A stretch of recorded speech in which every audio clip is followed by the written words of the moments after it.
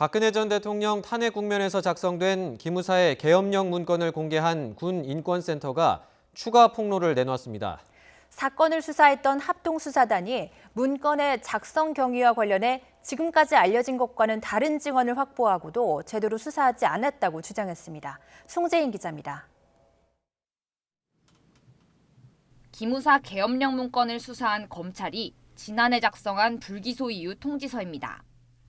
통지서에서는 한민구 전 국방부 장관이 조현천 전 기무사령관을 만난 지난 2017년 2월 17일 이후 계엄령 문건이 작성됐다고 설명했습니다.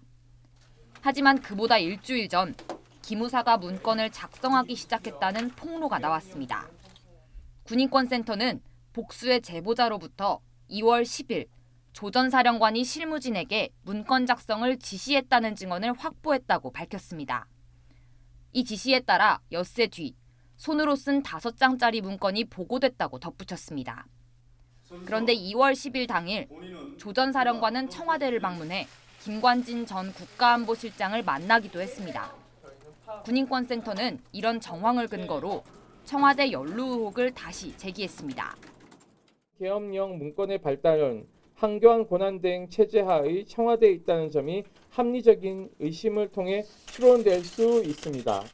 군인권센터는 또 사건을 수사한 군검 합동수사단도 이런 구체적인 정황을 알고 있었다며 부실 수사 의혹을 제기했습니다. 복수의 참고인이 조사 과정에서 같은 내용의 진술을 했는데도 제대로 조사하지 않았다는 겁니다.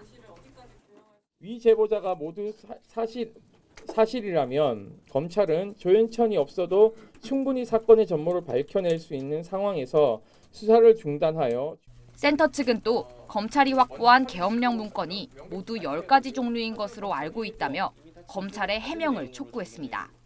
YTN 송재인입니다.